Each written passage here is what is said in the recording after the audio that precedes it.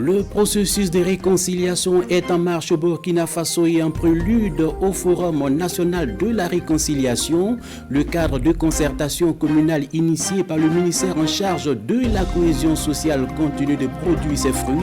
Et nous allons dans cette édition faire une halte à Dissine dans le Yoba pour recenser les différents types de conflits.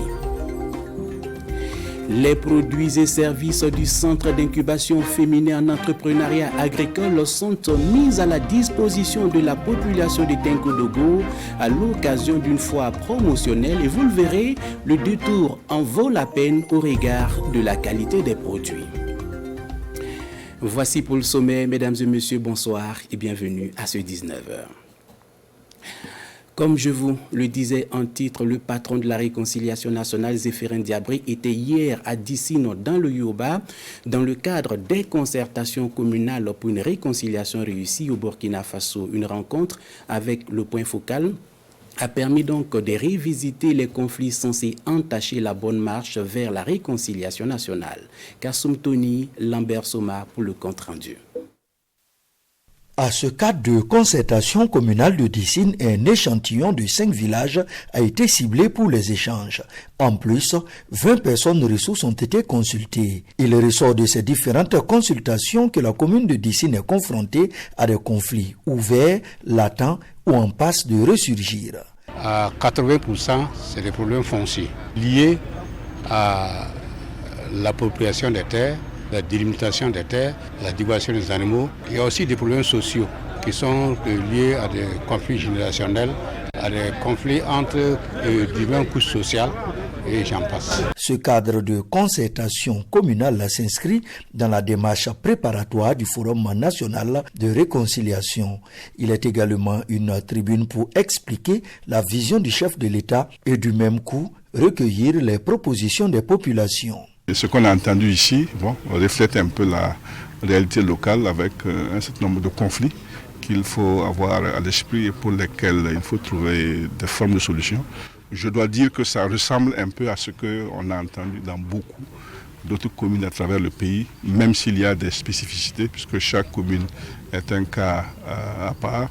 Le recensement de ces différents conflits locaux ou de ces tensions ou frictions-là sera fait. Et l'architecture qui permettra de leur apporter donc une solution sera envisagée donc dans le cadre de la proposition donc de la stratégie nationale de réconciliation. J'ai bon espoir en ce sens que déjà il y a un instrument de réconciliation et que si la communication passe, chacun comprendra que le tiraillement n'est pas important, que le vivre ensemble, que la cohésion est une bonne chose. Après l'étape de Dissine, le ministre d'État Zéphirin Diabré va mettre le cap sur Bobo-Dioulasso et Oundé pour le même exercice.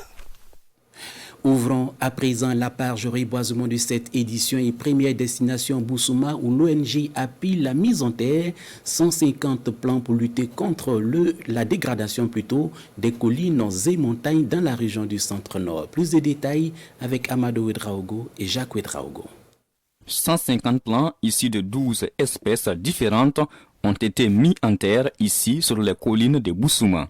Cette activité entre dans le cadre du projet de renforcement des économies des ménages dépendant des montagnes. Nous sommes là ce matin pour symboliquement planter des arbres, mais également pouvoir donner le top départ pour ce projet qui va véritablement travailler sur les populations dépendantes des montagnes afin que la colline et la montagne soient toujours incluses des cycles alimentaires et que la culture puisse s'affirmer à travers cette entité-là. Les montagnes et les collines sont un creuset de sécurité alimentaire et de résidence culturelle.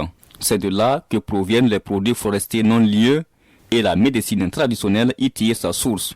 Donc, une telle initiative au profit des montagnes satisfait les autorités communales de Boussouma. En tout cas, c'est très intéressant dans notre commune. Ce que vous avez fait là, pour nous aider avec nos communes, les gens, les femmes, le couple, les bois, c'est devenu le maintenant terrier. Avant, c'était le forêt.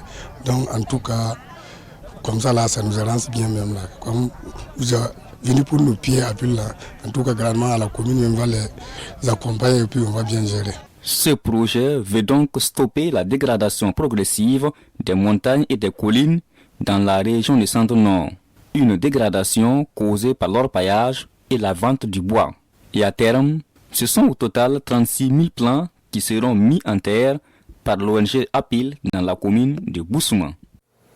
Voilà, de Boussouma, rendons-nous à Soudin dans le Yatenga. Là aussi, la restauration du couvert végétal était à l'ordre du jour et c'est environ 1 millier d'arbres qui a été planté en présence de Boukari Ouedraogo et Abdul Rasmane Zongo.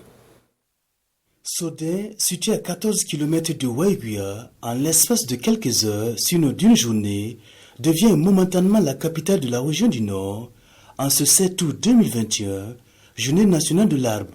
Ainsi, près d'1 million de plants, dont le baobab, le nîmes et le caïcidra, et des arbres fruitiers, ont été mis en terre au village de Soudin, site officiel de lancement régional de la journée nationale de l'arbre, sous le thème « Arbre, identité culturelle et cohésion sociale ». Nous sommes venus ici pour en tout cas restaurer le couvert végétal. Et cette année, pour notre région, nous attendons autour de 750 000 plants et nous avons demandé aux uns et aux autres de planter utile, que chacun puisse planter ce qu'il peut entretenir. Le parrain, lui, fixe l'attention sur l'entretien des arbres. Quand on plante, il faut préserver. Quand on plante, il faut prendre soin comme un enfant. Et c'est en ce moment que l'investissement est utile. Organisateurs et planteurs d'un jour se sont déjà entendus sur la nécessité de fixer ou d'ériger une clôture pour protéger les espèces mises en terre. L'entretien ou le suivi reste l'affaire des populations de Soudin qui, au passage, ont apprécié avec joie la prestation des marionnettes venues de Boromo.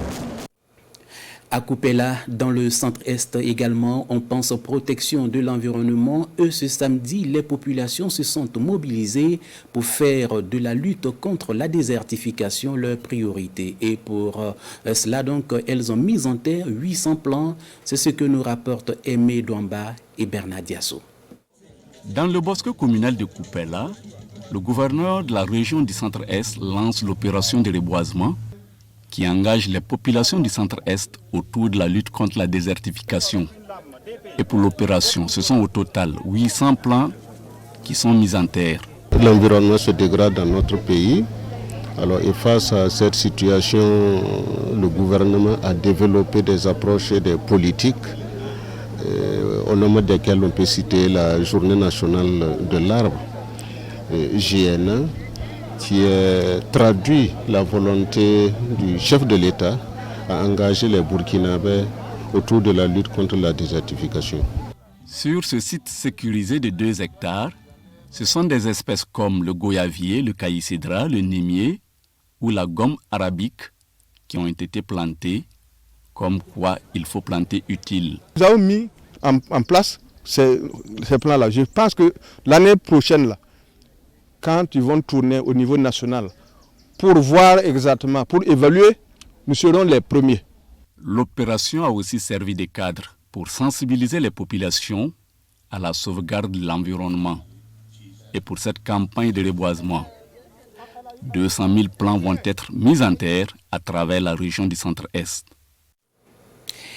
À Sapone, dans le Bazéga, les fils et filles de la province ont embarqué dans le train de la Journée nationale de l'arbre. L'heure était donc à la plantation des arbres ce mardi sous les projecteurs de Rasmane Zoundi et Vincent Kendré Biogo. C'est une journée marathon pour le député Jean-Idrissa Douamba et les maires des communes du Bazéga pour une campagne de reboisement. Dans cet établissement scolaire de Sapone, ils plantent des arbres. Tout comme ici, dans ce centre de santé. La gendarmerie n'est pas en reste. Le chef de Sapone se joint à l'initiative et plante son arbre à la mairie. Cette campagne de reboisement est organisée par l'élu national et l'ensemble des maires des 7 communes de la province.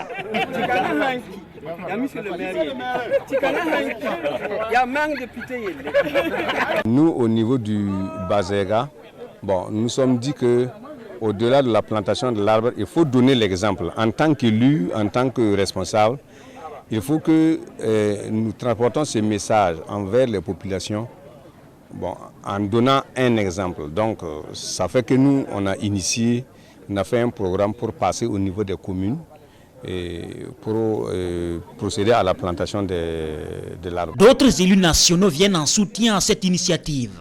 Ils sont membres du réseau des parlementaires pour la croissance verte.